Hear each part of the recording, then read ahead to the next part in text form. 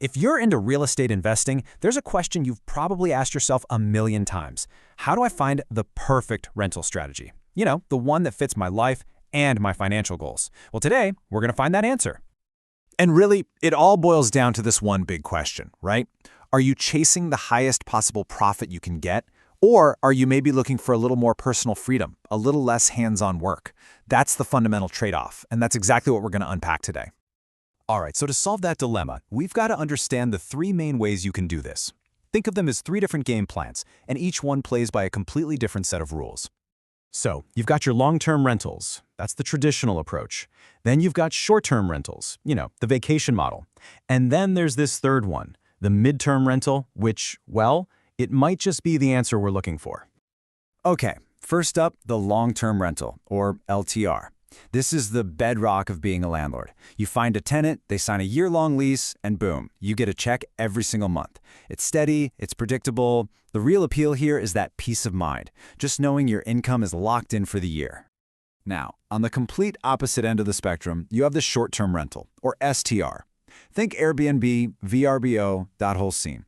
And this isn't just property management. You're basically in the hospitality business. It's fast-paced. You're dealing with constant turnover, guest communication, cleanings, all to chase those high nightly rates.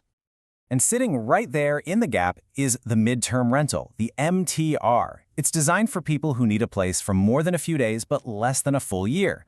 We're usually talking about a 30-day minimum stay or, more often, a few months at a time. Okay, so now you can see how these models create a huge challenge for any property owner. It really is a constant tug of war between making the absolute most money and having a stable, predictable investment you don't have to worry about. So here is that classic trade-off. With long-term rentals, you get that comforting, predictable income with very little day-to-day work, but your monthly profit is capped. Then, on the other side, short-term rentals offer just explosive income potential, but they demand a huge amount of your time and can get you tangled up in some pretty serious local regulations. So, are you forced to choose one of these extremes? Not necessarily. What if there's a sweet spot? Let's actually look at what the numbers have to say. For this, we'll use a 3-bedroom home in Atlanta as our example.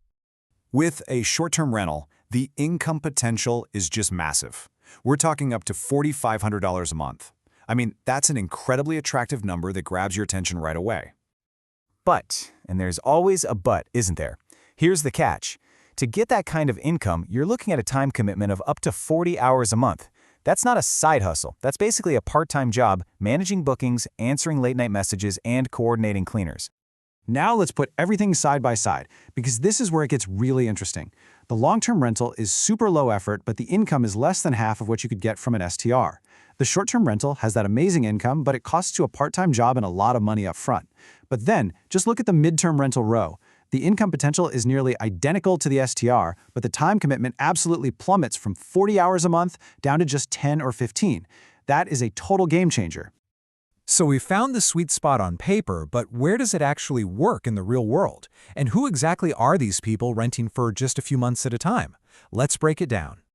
The midterm model absolutely thrives in very specific areas. You're looking for places that have a constant flow of temporary residents. Think major medical centers attracting traveling nurses, university campuses with visiting professors, and big business districts that host corporate relocations. So your target audience is pretty great. We're talking traveling professionals, interns, and even people who are moving to a new city and just need a place to land while they house hunt. And of course, the big one nowadays, you've got digital nomads who want to experience a new location for a few months. These are often highly responsible, motivated tenants. It really is the best of both worlds. You get that high-end profitability that you see with short-term rentals, but you get it with fewer turnovers, less wear and tear, and just far less management stress. You get your profit, and you get your life back. So, the crucial takeaway here is this. The midterm rental model offers a strategic balance. It lets you capture that high income potential of the STR market while still enjoying the lower stress and reduced hands-on work of a more traditional LTR. Which, of course, brings the question right back to you. When you look at your own goals, for profit, for your time, and for your freedom, could this strategy be the sweet spot you've been searching for in your real estate journey?